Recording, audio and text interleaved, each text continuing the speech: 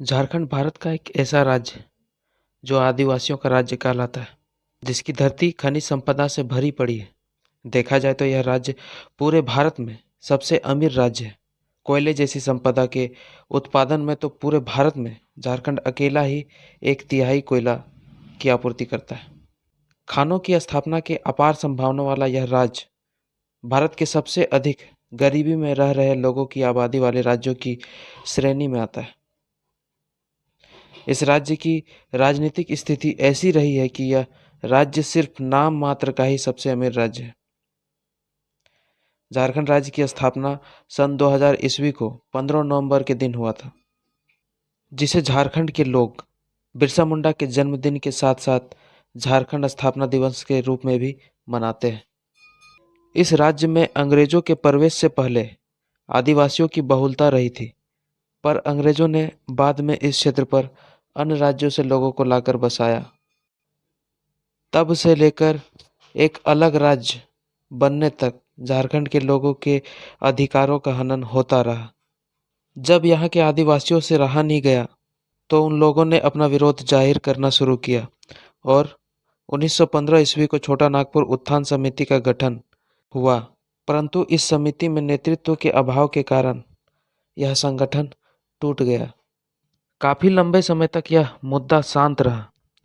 फिर झारखंड से इंग्लैंड पढ़ने गया एक नौजवान वापस लौटा और परिस्थितियों को समझने के बाद आदिवासी महासभा संगठन का गठन 1938 ईस्वी को किया और झारखंड का एक अलग राज्य के रूप में, जो सिर्फ एक आदिवासी राज्य होगा, मांग को लेकर आंदोलन करने लगा। यह लड़का कोई और नहीं, जयपाल सिंह मुंडा था। जयपाल सिंह के नेतृत्व में आदिवासी महासभा संगठन ने 1942 ईस्वी को अपना पहला चुनाव भी लड़ा था।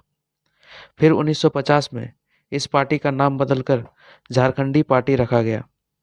झारखंडी पार्टी बिहार विधानसभा में 1952 ईस्वी और 1957 ईस्वी के विधानसभा चुनाव में मुख्य विपक्षी पार्टी बनकर बैठा था, जिसके बाद झारखंड राज्य की मांग का यह आंदोलन और भी तेज हो गया।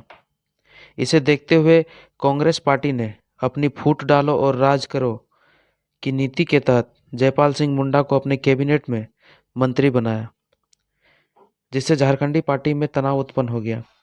धीरे धीरे झारखंडी पार्टी का क्षेत्र में प्रभाव का कम होते देख जयपाल सिंह मुंडा ने अपनी पार्टी का विलय 1963 में कांग्रेस में कर दिया, जिसके बाद आंदोलन में साथ रहे अन्य लोगों ने एक अलग पार्टी होल झारखंडी पार्टी की स्थापना की और आंदोलन को तेज कर दिया। परंतु यह संगठन भी उचित मार्गदर्शन और कुशल नेतृत्व के अभाव के कारण बिखर गया।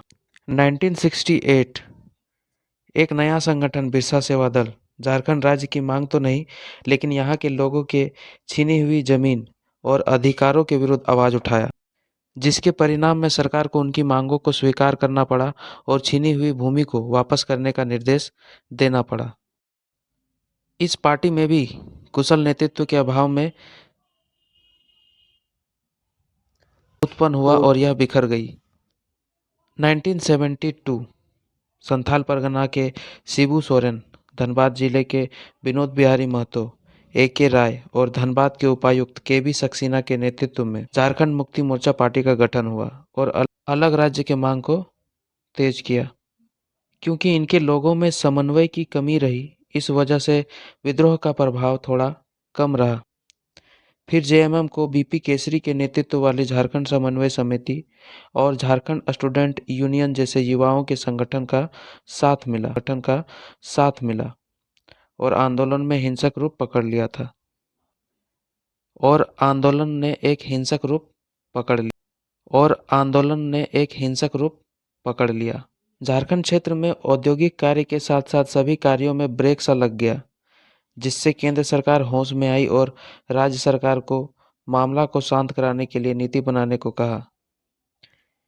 उसके बाद केंद्र सरकार की मध्यस्थता में तत्कालीन बिहार राज्य सरकार और जेएमएम के बीच त्रिस्तरीय बैठक हुई और राज्य बनाने की योजना पर बहस हुई, जिसके बाद 9 अगस्त 1995 को झारखंड क्षेत्र स्वायत्त परिषद का गठन हुआ।